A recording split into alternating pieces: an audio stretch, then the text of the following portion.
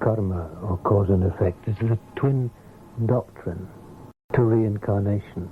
In fact, without the working of this law in evolution, there wouldn't be any reincarnation. But then there wouldn't be anything else either. For this law of cause and effect is the balancing factor in all life. It is because of this law that creation is possible. Most people in the West have a very strange idea about karma. Sometimes their ideas are almost absurd. They think about it as fate, something in the nature of punishment for sins. They say, oh, there's no use my trying to do anything about it. It's my karma. Well, that's nonsense, of course, with all due respect. A simple logical explanation of karma would amount to just this. If you put your finger into a fire, it'll get burned, and you will suffer the pain. Well, surely that's straightforward enough for anybody. The fire doesn't have any desire to hurt you or your finger.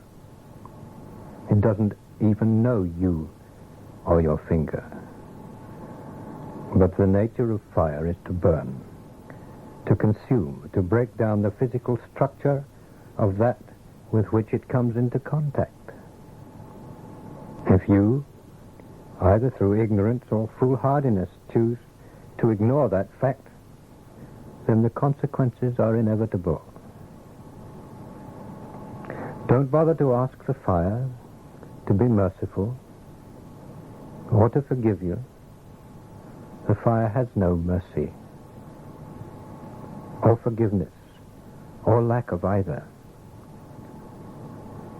If you don't break the laws of energy connected with these elements, you don't suffer the consequences. If you do, you do. Even if you break the law by accident, like falling into the fire, you have still broken the law, and the outcome is the same. When you have attained to a reasonable state of self-mastery, you don't have accidents, and so you don't break the law, wittingly or unwittingly. But this, as you can readily see, has got nothing whatsoever to do with reward or punishment. If you want to use that word, better say we are punished by our sins or foolishness, not for them. Now, in our scheme of things, in physical life, the very first manifestation of this law of karma comes at our birth. Remember, at the end of the talk on reincarnation, we said that the thinker would choose the circumstances of its birth, the parents and the life environment, before it incarnated. Well, the thinker would choose them because they would give him something that he needed, because they would be the ones to provide him with the necessary experience, to help him overcome some defect of character, perhaps some weakness that was preventing a fuller expression of the deity within. Well, this is exactly cause and effect at work. The cause is the weakness or the defect or the need in the thinker. The effect is the circumstance of birth, whatever it may be that is necessary to remedy that need. We could see this a little more clearly, perhaps, if the circumstances we are considering could be a little more dramatic. For instance, if the thinker in past lives has had a weakness of character which has made it impossible for him to accept help and love from other people, well, he might well choose to incarnate into a weak or crippled body, or even one which has a defective brain. That would attract to him in that life those who had a great desire to love and to help him. Mind you, such a body, bearing in mind the complete lack of memory in the physical brain, such a body would cause this proud and independent thinker to chafe and to fret. But nevertheless, he would be forced to accept kindness and help and love from others, being unable to fend for itself. And in this way, sooner or later it would learn the lesson of humility, how to take from others with a quiet, good grace.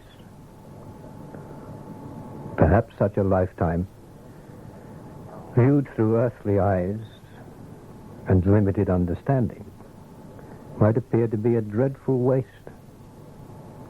But in fact it would be of immense value to the soul concerned, far more often than we realize.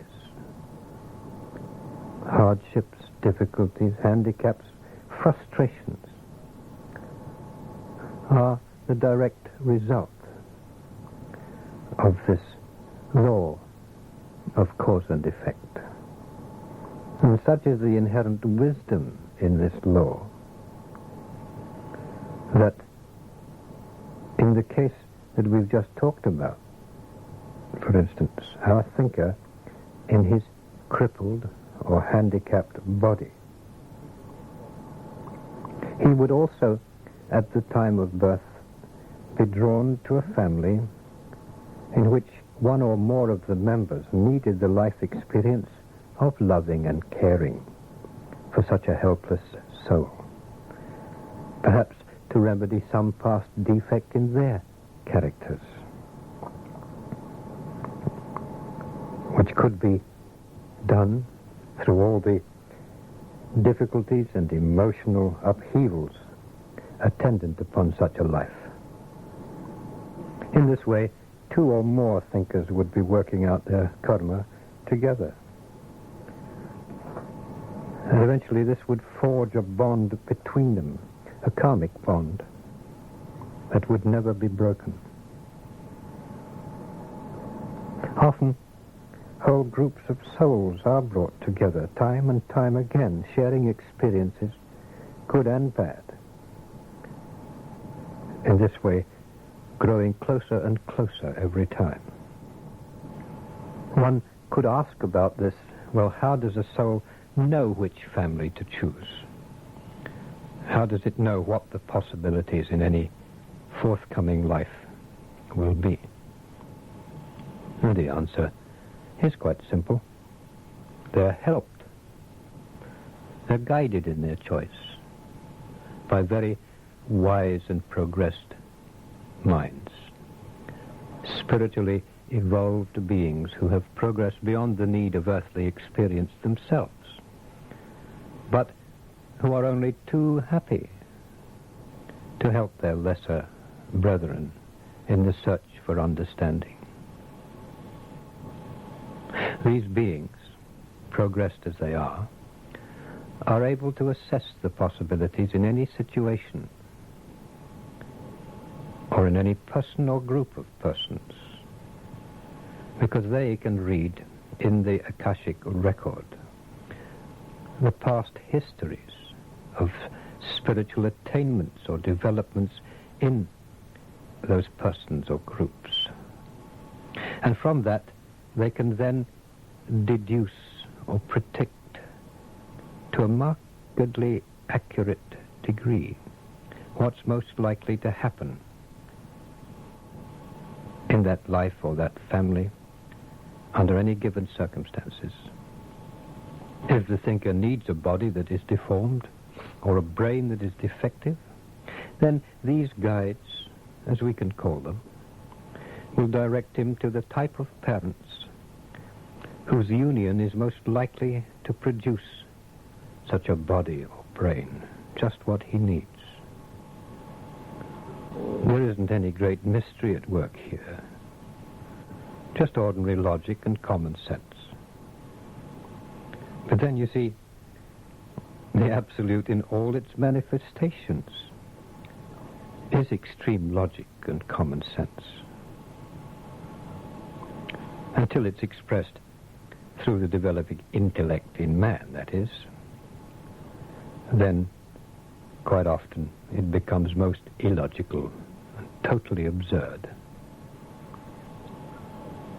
And apropos of that, man, because of his great intellectual pride, very often makes bad karma for himself.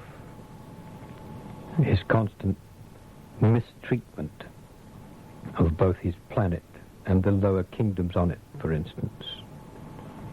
Sooner or later, that will return to him. In some future time, mankind will have to work out some form of compensation for every wrong done, for every hurt inflicted, for every foolish act he has perpetrated in his past, no matter what the reason. We said before, nobody ever gets anything for nothing in nature's law.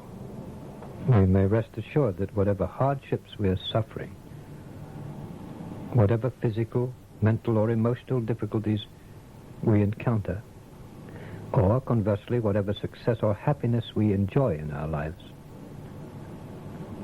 then there is a reason or a cause underlying it. That reason or cause may lie in the far distant past, or it may have happened yesterday afternoon. But a cause there is, for in all the universe there is only law, and nothing happens without a cause. If our present lot is not a happy one, then we can be sure that it is so, because of something somewhere in ourselves, in the past recesses of our minds. But contrary to the idea of the fatalists, we do not have to lay down and accept these conditions, whatever the cause. We may, at any time, by aspiring to a higher understanding, by attaining to a greater degree of self-mastery, interrupt this chain of cause and effect, can in fact turn our present unfortunate effects into new causes. It will bring us better karma in the future. A man might become blind in his physical life. Could be result of a so-called accident, or the result of some former neglect or error of judgment. Be that as it may, he has different courses open to him. He may sit down and bemoan his fate, weep and wail, and make his own and other people's lives a misery, thus creating further bad karma for his future.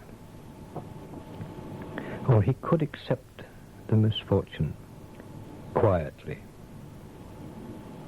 philosophically, and in the absence of outer vision, begin to develop his inner sight and awareness, thus opening up for himself new and glorious worlds of deeper inner perception, perhaps finally attaining to greater heights of understanding than would ever have been possible with the distraction of normal eyesight.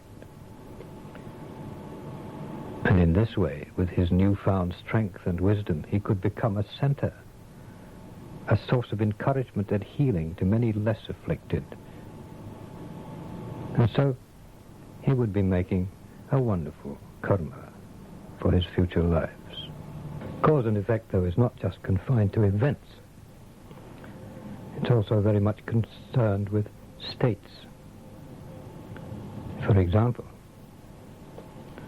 a man who cannot read cannot live in the make-believe world of those who can. He may never in this lifetime be able to enjoy the thrill of losing himself for a time in some romance or adventure. And because of this lack, he might spend most of his time indulging in pursuits of a lower nature. And thus he might, through all his life, restrict himself to that lower order. If, on the other hand, he took the trouble to learn to read, then he would open up wonderful new fields of endeavor for himself. His whole life could be changed. All it would need would be the decision and the determination not to accept the situation, but to change it. Such conditions as this actually do exist in and around the lower realms of the astral world. There are many souls living there who have not developed anything more than the lower desires. And their chief interest lies in trying to keep in touch with their old earthly haunts and companions and pursuits. They have no interest in higher things of any sort. Very often the pull of material life is so strong that such souls seek reincarnation very quickly, so that they may once again take up the old round of so-called pleasures again at the earliest possible moment. And in this way, like our man who couldn't read, they become chained to the lower realms, perhaps for many lifetimes, dividing their time between earthly and astral bodies. The progress into higher states of understanding is temporarily halted. They appear to be quite happy at that stage, but before too long, they must become discontented with their limited existence and long for something better. When that happens, they bitterly regret the time that they have wasted. This is the law of cause and effect at work. Their lack of determination, will, if you like, is the cause. And their eventual unhappiness is the effect. Throughout all creation, this great law is at work, continually ensuring that balance and harmony and rhythm and justice are maintained in the universe.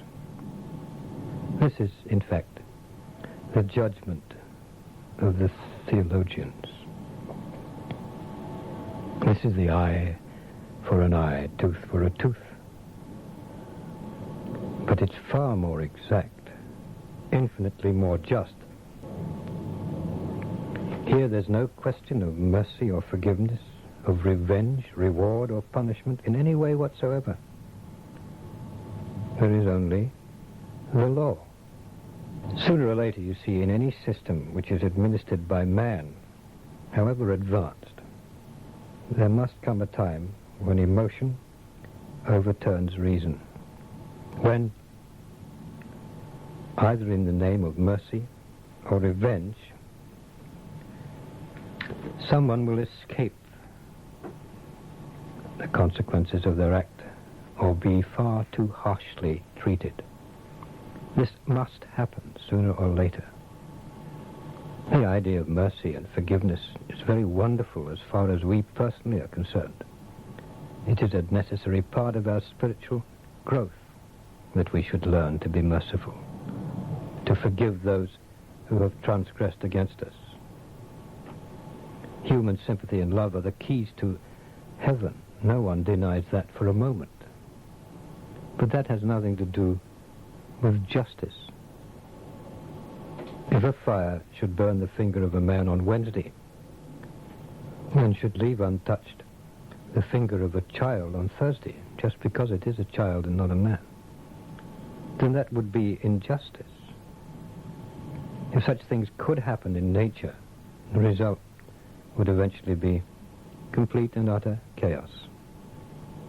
But of course they cannot happen. Only in the worlds of men can there be emotional, personal judgments, decisions made as to who shall be punished and who shall be rewarded. These are human traits, with which, incidentally, religion has endowed God.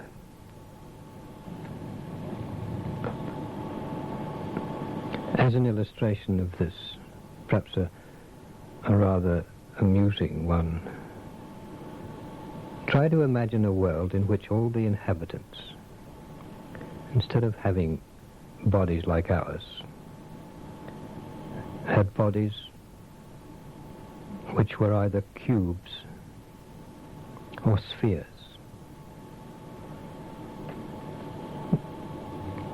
The law there would be that the better the person was, the rounder or more spherical the body would be, and the worse the person, the more angular or cube-shaped. Now, these spherical or cube-shaped people, at the end of their lives, would have to leave their world, and they would have to leave it through one of two doors. One door would be square, and the other one circular. And the conditions behind these two doors would be quite different. Conditions in the world behind the square door, for instance, would be very bad, very unhappy indeed, terrible. The conditions behind the round door would be quite the opposite, wonderful conditions, a sort of heaven-like state. Every person, obviously, passing out through one of these doors would want to go through the round one, whatever their shape. And then wouldn't exactly be possible, because a lot of those people would have square bodies. If you've ever tried to push a 3-inch square through a 3-inch diameter round hole, you'll know that it's quite impossible. So, our cube-shaped people have only one way to go: through the square door. They can pray as much as they like. They can weep and they can wail. They can repent and they can promise to be good. But the fact remains, they are cube-shaped, and there isn't any other way they can go but through the square door. They can go through that door, and as soon as they wish, they can come back out again. And in this world of causes, they can make an attempt to change their shape. They can, by their own efforts, try to knock the corners off. And sooner or later, they'll become spherical enough to get through the round door. But in such a system, you see, there isn't anyone standing by the doors. There's no one who could take pity on one of them and let him in through the side door. Such a thing might be sentimentally satisfying, but it would be an outrageous injustice. An entry into the worlds beyond this earth, of the death of the physical body, is also via a series of doors. These doors are made of vibrationary states of desire. There are an infinite number of shapes between a square and a sphere. And the law is quite clear. A soul passing into that world may enter through any door up to and including his own shape. But there isn't any power in all the universe that will get him through a door which is smaller or rounder than his own present self-imposed shape. Such is the law of karma.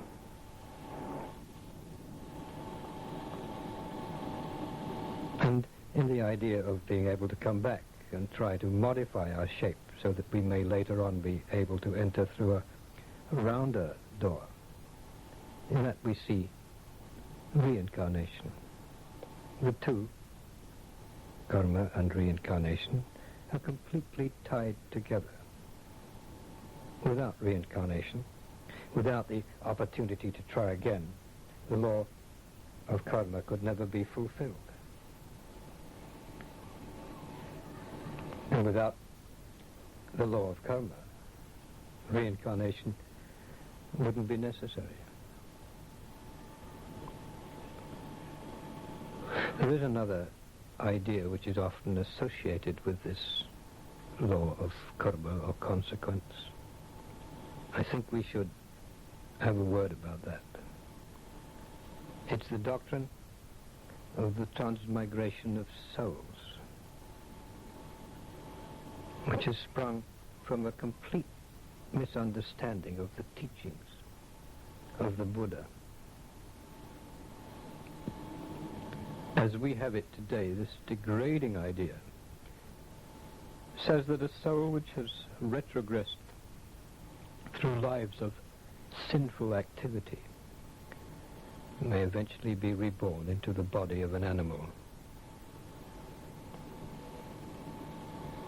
There is no possible way in the scheme of human evolution that such a thing could happen. Man is only man because he has awakened within himself the fifth principle, intellectual mind. Once he has unfolded that principle, however animal-like he may be, he is man, and he cannot, whatever the circumstances, go back to being an animal, any more than a child, having once learned to read, can go back to being completely illiterate. This doctrine of the transmigration of souls arose because of a misunderstanding. All religions, at one time or another, have grown out of the ancient wisdom teachings. And according to those teachings, one can see that a soul which wished to cling to its old depraved habits would, on reincarnating, choose to reborn into circumstances which would afford it the opportunities to gratify its base desires. And as it indulged more and more its animal nature, so the bodies would begin to take on more and more animal characteristics. That is fact. The outward appearances would certainly be of an animal nature. But however depraved, however low it might sink, the thinker, the soul, is still a man. And having joined the stream of human evolution, must one day drag itself from the slime of its own depravity and begin the long, long climb upward to the stars and beyond, where at last it will come into its rightful home. Every step of that journey, passing as it does through thousands of lifetimes, thousands of personalities, must be a personal effort. That is the sole responsibility of the thinker himself. Help, loving help and guidance in plenty, will always be at hand. The one guiding star which will lead us home eventually is karma, the law of destiny, the fulfillment of which is at one with God. Peace be upon you now.